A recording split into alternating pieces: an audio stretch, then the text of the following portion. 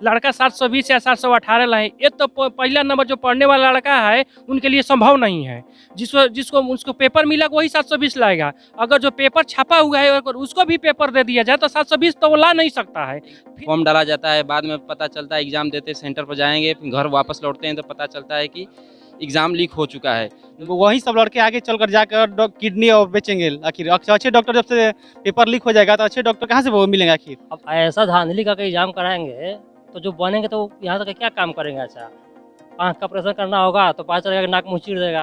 गरीब के लड़के तो तैयारी करते हैं और अमीर घराने के जो लोग हैं वो लोग पैसा दे करके क्वेश्चन को आउट कराते हैं, और उनके जो लड़के हैं वो जब जाएंगे जॉब में तो वो क्या करेंगे, घूसखोरी करेंगे।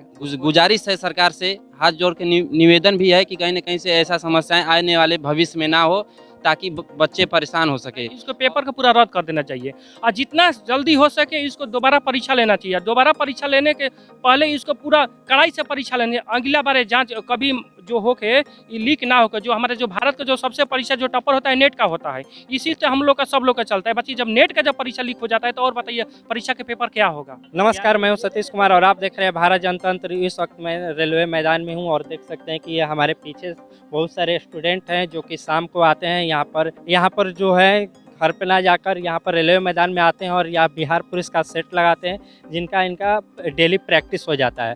तो आज जो देश में चल रहा है अभी नीट का जो मामला है वो बहुत हाई लेवल पर चल रहा है और उसके बारे में इन लोग से जानने की कोशिश करेंगे कि इनका राय क्या है, क्योंकि दिन पर दिन ये जो हमारी गवर्नमेंट है जो पेपर लीक के मामले में उनका फेलियर देखा जा रहा है, उनको रोकने के वो प्रयास नहीं कर पा रहे हैं। और कहीं ना कहीं ऐसा लीकेज है कि नीट का जो पेपर है या बहुत सारे ऐसे पेपर हुए जो सरकारी एग्ज़ाम दे लेते हैं, उसके बाद मालूम चलता है कि पेपर लीक हो गया है और लीक होने के बाद एग्ज़ाम को भी स्थगित कर दिया जाता है, जिससे कि यहाँ के जो स्टूडेंट होते हैं वो बहुत ज़्यादा प्रभावित होते हैं।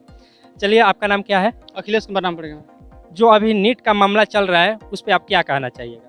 नीट के मामला सर कहना चाहेंगे कि उसको कि बहुत दिनों से लड़का तैयारी कर रहे हैं और परीक्षा में पता चल रहा है कि जाने के बाद पेपर लीक हो जा रहा है। वही सब लड़के आगे चलकर जाकर किडनी और बेचेंगे। आखिर अच्छे डॉक्टर जब से पेपर लीक हो जाएगा तो अच्छे डॉक्टर कहाँ से वो मिलेंगे आखिर। जब तक से आखिर अगर पेपर पारदर्शिता ढंग से होगा तब तो जाकर अच्छे डॉक्टर मिलेंगे आखिर। अभी वहाँ पर देख सकते हैं कि जो मुद्दा आया है पटना से और गुजरात से ज़्यादा स्टूडेंट अभी पकड़ाए हुए हैं, ठीक है। और यहाँ से जो सुप्रीम कोर्ट का भी आदेश आया है कि इसको जांच अच्छे तरीके से करना चाहिए। सर कहना चाहेंगे कि जो भी अगर एग्जाम ले रहा है कंपनी जैसे NTA उसका एग्जाम ले रहा है, उसको चाहिए कि पारदर्शिता से एग्जाम लें, क्योंकि पता चल रहा है कि एग्जाम है 8 तारीख को, 7 तारीख को रात में पेपर पढ़ा दिया जा रहा है। ये बच्चों के साथ नाइंसाफी हो रहा है, क्योंकि बहुत गरीब घर के बच्चे किसी से तैयारी करते हैं 4 साल 5 साल 10 साल मेहनत करते हुए भी, और पता चलता है कि बाहर निकलने के बाद पेपर लीक हो जाता है।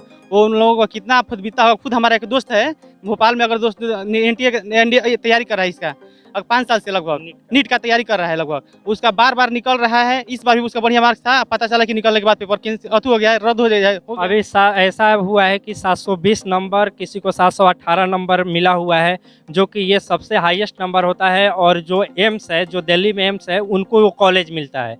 लेकिन कहीं ना कहीं ये चीज़ें मिलने के बाद, इतना अंक आने के बाद भी उनको एम्स में नहीं मिला हुआ है। हमारा सरकार से यही गुजारिश है, जो हमारे जो नेट का जो परीक्षा हो रहा है अभी फिलहाल में हुआ है, जो उसमें लड़का 720 या 718 लाए, ये तो पहला नंबर जो पढ़ने वाला लड़का है उनके लिए संभव नहीं है। जिसको उसको पेपर मिला वही 720 लाएगा। अगर जो पेपर छपा हुआ है अगर उसको भी पेपर दे दिया जाए तो 720 तो वो ला नहीं सकता है। फिर हमारे देश में 720 कहाँ से आया है?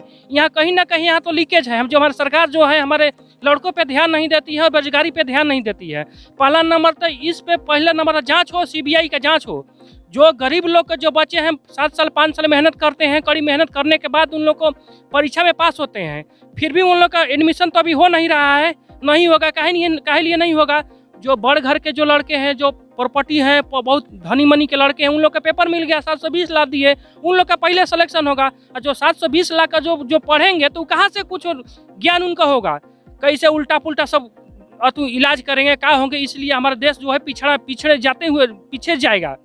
इसलिए हम सरकार से जो निवेदन है, इस पर जांच हो, CBI का जांच हो, जिसमें जो जितना पढ़ा है उसके लिए उनके अनुदान होना चाहिए। और सरकार से हम लोग यही गुजारिश करेंगे, हर परीक्षा में ही हमारे भारत का नियम है, चाहे बिहार पुलिस हो, चाहे SI का हो, चाहे बिहार हो, चाहे उत्तर प्रदेश हो, चाहे ऑल इंडिया में कहीं भी राज्य हो, कोई पेपर आज होता है तो उससे पहले एक दिन एक दिन पहले ही उसका कोई भी परीक्षा का पेपर लीक हो जाता है। आखिर ऐसा क्यों होता है?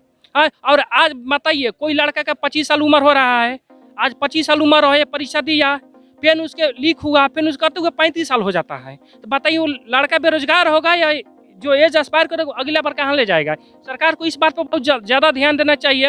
बताइए, जनता से ही सरकार चलती है, सरकार से जनता नहीं चलता है। इसलिए जनता को बात को सरकार को समझना चाहिए, न तो अगली पीढ़ी आने वाली जो सरकार है ना वो नहीं चलेगी कभी भी। अभी जो एचआरडी मिनिस्टर है धर्मेंद्र प्रधान, उन्होंने बोला है कि इसमें खामियां पाया जाएगा तो इसके अंदर जो भी लिप्त होंगे उनको सख्त से सख्त कार्रवाई किया जाएगा। तो आपको क्या लगता है कि इसमें जो लिप्त पाए जाएंगे तो गवर्नमेंट ऐसा कदम उठाएगी?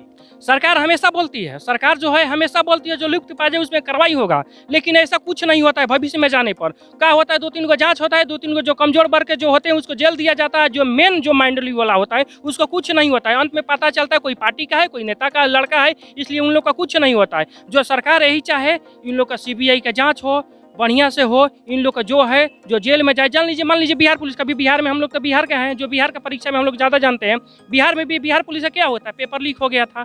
पेपर जब बताइए कम महीना हो गया पेपर का परीक्षा दिए हुए, फिर आज डेट आया है। हम लोग भी चाहेंगे सरकार जो कहीं भी परीक्षा होता है उसके कदम निर्देशक किया जाए, ना कोई इसमें चोरी हो, ना कोई धांधली हो। जो गरीब वर्ग के लड़के हैं चाहे धनी वर्ग के लड़के हैं उन लोग का बढ़िया कहीं रिजल्ट मिले, कहीं बढ़िया जॉब करें। हम लोग के सरकार से यही गुजारिश है।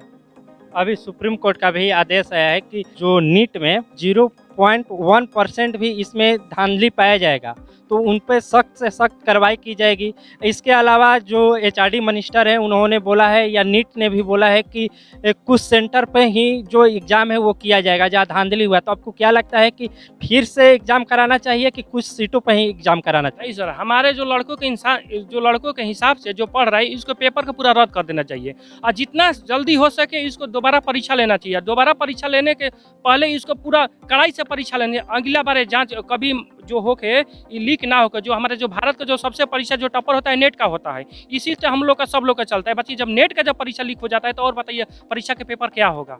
क्या लग रहा है कि इस पेपर को सेंटर पे ही जहाँ धांधली हुआ है वहीं पर उनका एग्ज़ाम होना चाहिए या रद्द करना चाहिए, कि टोटल आप चाहते हैं कि फिर से एग्ज़ाम हो? हम चाहते हैं कि पूरे ढंग से पेपर को रद्द कैंसिल किया जाए और हर सेंटर पूरा फिर से भारत में पूरा नीट का एग्जाम पारदर्शी ढंग से कराया जाए। क्योंकि अगर ऐसे कराया जाएगा तो फिर भी पारदर्शी नहीं हो पाएगा। कहाँ से कि कन्फर्म पता नहीं किसी को कि किस पर धांधली हुआ है। इसमें बहुत धांधली हुआ है, इसलिए हम चाहेंगे कि पूरा पेपर को कैंसिल किया जाए और फिर से पेपर कराया जाए। चलिए, आपका नाम क्या है? सर मेरा नाम मंजित मौर्य है। क्या बोलना चाहिए? सर मैं बोलना चाहूँगा सर, ये जो पेपर लीक का मामला चल रहा है बच्चों के साथ में, बहुत दिनों से 2 साल 4 साल 5 साल से लगभग बच्चे बाहर में रहकर अपने साथ परिवारों के साथ में एक कहीं ना कहीं से विश्वास बनकर होता है कि लड़कों के साथ जाए हैं, बाहर में जाकर पढ़ाई लिखाई करेंगे, तैयारी करेंगे, पेपर होता है, फॉर्म डाला जाता है, बाद में पता चलता है एग्ज़ाम देते सेंटर पर जाएंगे, फिर घर वापस लौटते हैं तो पता चलता है कि एग्ज़ाम लीक हो चुका है। तो सर मैं गवर्नमेंट से यही कहना चाहूँगा कि जो ये समस्याएं चल रही हैं पेपर लीक की, तो गुजारिश है सरकार से, हाथ जोड़ के निवेदन भी है कि कहीं ना कहीं से ऐसा समस्याएं आने वाले भविष्य में ना हो, ताकि बच्चे परेशान हो सके।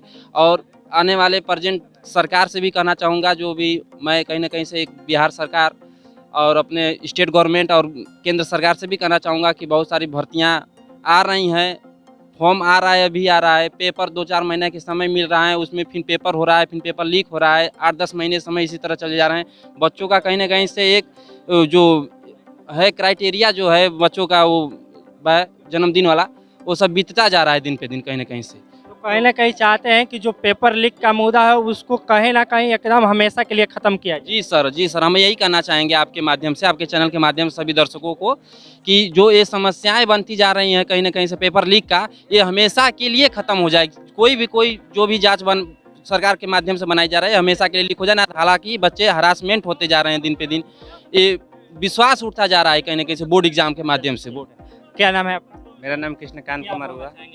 लड़का लोग तैयारी करते हैं तो पेपर लीक हो जाती है। पेपर लीक होने के बाद जो जितना गरीब के लड़के तो तैयारी करते हैं, और अमीर घराने के जो लोग हैं वो लोग पैसा दे करके क्वेश्चन को आउट कराते हैं।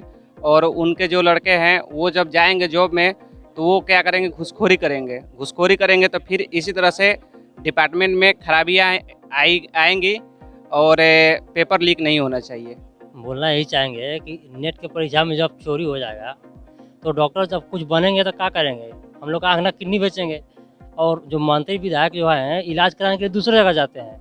अब ऐसा धांधली का एग्जाम कराएंगे तो जो बनेंगे तो यहाँ तक क्या काम करेंगे। अच्छा, आँख का ऑपरेशन करना होगा तो पता चलेगा कि नाक मुँह चीर देगा। इससे अच्छा है कि अपने यहाँ का अच्छा सबको बनाए ताकि इलाज के लिए कहीं और न जाना पड़े। अब पता चला कि हम बिहार के मुख्यमंत्री हैं, बिहार का कोई जब बीमारी हुआ तो हमको दिल्ली जाना पड़े, गुजरात जाना पड़े। तो ऐसे लोग ये सब कम से कम नीचे लेवल में तो धांधली होता है उसमें समझ में आता है, लेकिन जहाँ हम डॉक्टर जहाँ बना देंगे तो वो लोग हमारा भगवान का दर्जा दिया जाता है ना, वो लोग आगे क्या करेगा।